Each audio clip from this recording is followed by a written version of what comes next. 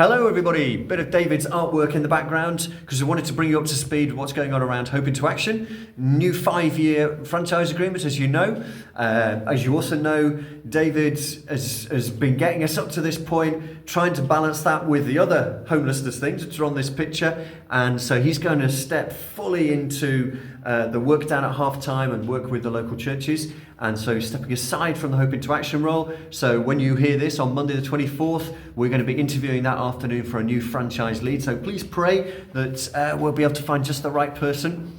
So we're going to make some other changes around it. We need to, on the basis that, and Roger's back, of course, which is fantastic news. Roger Morn, who's been our operations admin person, had lots of health challenges, but so good that he is now back with us to take up the reins on a lot of that practical stuff. But the new franchise agreement means we've got new policies. We've got to make sure we're covering out of hours work. It means we need to have some other national policy stuff in place. And we want to make sure that we have a balance across our empowerment worker team so that we can support tenants of both sexes. So we're going to make some changes. So we're going to introduce a restructure where we have 2 16-hour-a-week empowerment worker roles. That means some changes for us in personnel. So Jo Thorpe has decided to step fully into another role outside of FaithWorks. She's got a great opportunity to grow into a role where she's going to be pushing her HR and operations and pastoral experience. So we wish you really well, Jo, in what you're doing in that. Thank you so much for not just the last few months where you come back to us from your travelling and looking after a couple of the houses, but actually in that whole period when we set up Hope into Action, you and David just did a great job of getting things on some really solid foundations and doing some great learning as we went along of what works and what doesn't. But so thank you, Jo. One of those 16-hour-a-week roles, therefore, the one that Jo's stepping down from, if you like, Georgia Cull is going to step into that. So Georgia's been working in the training area, but she's also been covering some of the Hope into Action work for us in recent months. The training work we're going to, within the workshop in the Bristol area, is getting more focused into specific courses. So Georgia's going to pick up one of those 16-hour-a-week roles as an empowerment worker. Different from a support worker, but all the experience that Georgia's got, she's been really successful in that role. So we wish her well as she steps into that. And that's going to be almost immediately. And as Jo's stepping down at Easter, Stephen's been reflecting on the new structure and the reduction of hours, and he's made the decision that he needs to look for other things. We are so grateful for what Stephen has done over this last year. It's been quite a challenging year with some of the issues that he's helped tenants work through. And even today, he's been sorting out something which is a bit of a last-minute issue with one of our tenants.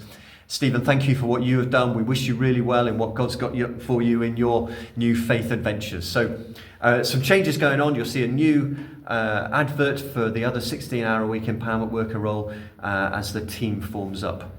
Some other changes are going on. So Julia, who's been looking after the trustee board as an executive assistant, she's going to be stepping into other things, stepping down from the role at the start of April as well. So Julia, again, big thank you to you for what you've done in terms of bringing some order into the chaos of what we had in terms of around the trustee boards and the key meetings that we have with trustees.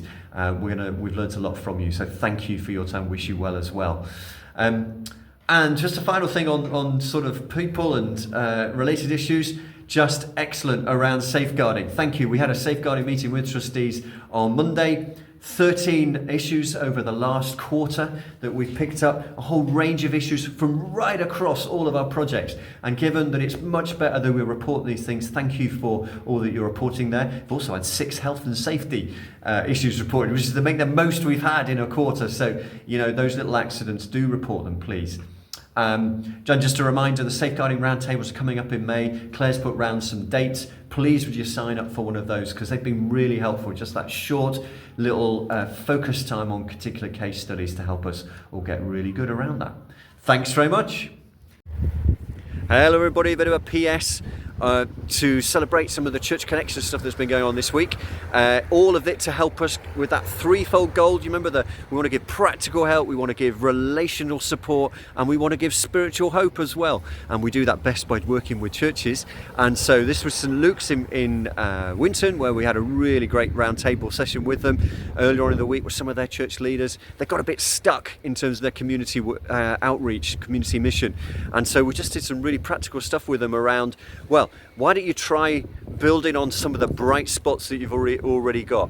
Why not, for example, in one other church in the parish, they've got a school right next to them. Some of the parents on their way back, why don't we open the front door and just do a bit of tea and toast with them? A chance to talk, a chance to maybe pray with some of those folk. We talked about doing 6 months experiments. We talked about maybe surveying some of the people in their mums and tots group about what would be most helpful. Just some really nice practical stuff, which underlines that goal that we're moving to now. So we're actually going to move away from the We're Here network. You're not going to hear us talk about that anymore, because effectively people are not into networks right now. They're into how can we work well around a specific issue. So Sabine's work is going to be focused on places like St Luke's, one-to-one support with that particular church, or where, and in this case, we've got 5 churches we're working with in Winton. Actually, it'd be a good job to get them together and make sure we're all coalescing and not duplicating, and a couple of them have got cafes. How do we best work with those? So that's going to be the work going forward around this area of supporting. How can we equip churches to the best of our ability? Another of the key areas is around the round tables. We've started those round tables in food banks. So we had 2 sessions this week in Wimborne and Christchurch, where people have agreed to have a round table with many of the local churches we can bring together to say, how can we in our Food Bank Plus work better connect with you in the churches you're working with to provide even more of that practical, relational, spiritual support for people. Really lovely to see that happening, and in Christchurch even more important, because that's going to replace the steering group really in terms of what we've had in the past, but it's also going to replace, they don't really have a churches together thing anymore, so this is going to be a key connecting point for churches around the town. So some really nice stuff going on. It feels like, as the trustees prayed on Wednesday, our trustees prayed on Wednesday, really nice your kingdom come stuff. And I pray his kingdom come, and his will be done in your lives in this coming week. Keep going, everybody. You're doing a fabulous job. Thank you.